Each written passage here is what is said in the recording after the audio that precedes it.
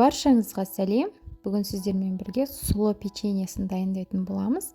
Яғни орысша овсяное печенье дейміз. Жасалу жолы өте оңай. Үйде отырып ақ отбасыңызға жасап қуанта аласыздар. Ол үшін ең алдымен осы печеньеге керекті ингредиенттерді дайындап аламыз. Әрине сұлы керек болады бізде.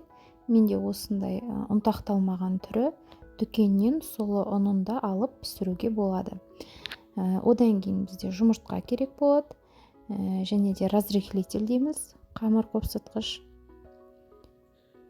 Содан кейін бөлме температурасындағы сары май керек болады, және қант ұнтағы керек болады.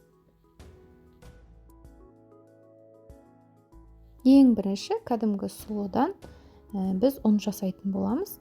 Ол үшін блендер немесе осындай миксердің көмегімен кішкене мөлшерде алып сұлыны ұнтақтап аламыз әрине. Негізі сұлы ұнына қарағанда осындай кәдімгідей сұлыны сатып алып, оны үйіңізде жаңағындай блендер ұнтақтайтын болатын болса, осылай ұнтақтап алған өте арзанға шығады. Себебі сұлы ұны кішкене кәдімгі бидай ұнынан қарағанда кішкене қымбатырақ болады. Ұнтақтап аламыз, бәрін бір ыдысқа саламыз. Арасында кішкене ірілері кетіп қалса, ештеңе етпейді.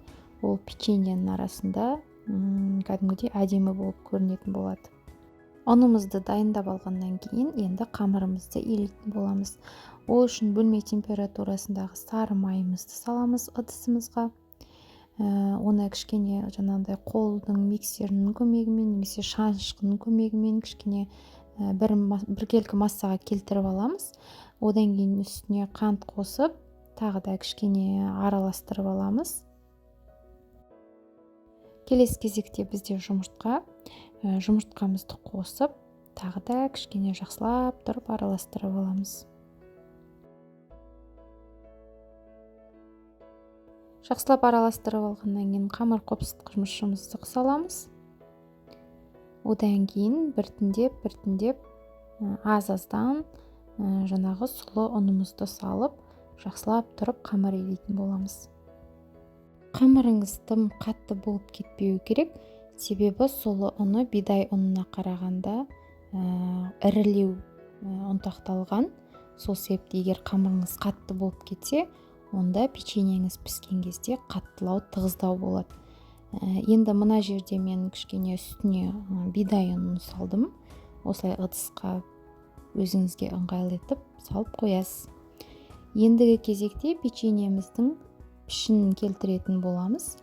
Ол үшін үлкен ас қасықпен бір ас қасық алып, осылай қолымыздың көмегімен дөңгелек пішінді печеньені шығаратын боламыз. Негізі печеньенің пішінін қалай келтірсеңіз де өз еркіңіз. Ең бастысы арасын алшақ қылдырып орналастырған жөн. Себебі піскен кезде ол печенье кішкене жайылады. Сол себепті бір-біріне жабысып қалмауы үшін.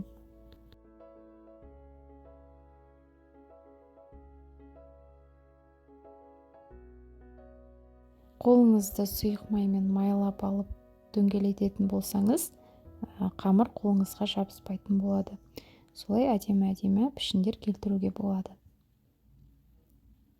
Міне қарап тұрсаңыздар, жаңағы бір тегене қамырдан осындай печенье шықты менде. Қарасаңыздар, өте сыртының өзі әп-әдемі, қоңырлау болып піседі. Ішін қарасаңыздар, міне кәдімгідей тығыз емес, және бағанағы түйіршіктелген сұлылары осылай көрініп тұрады. Және өте дәмді. Астарыңыз дәмді болсын.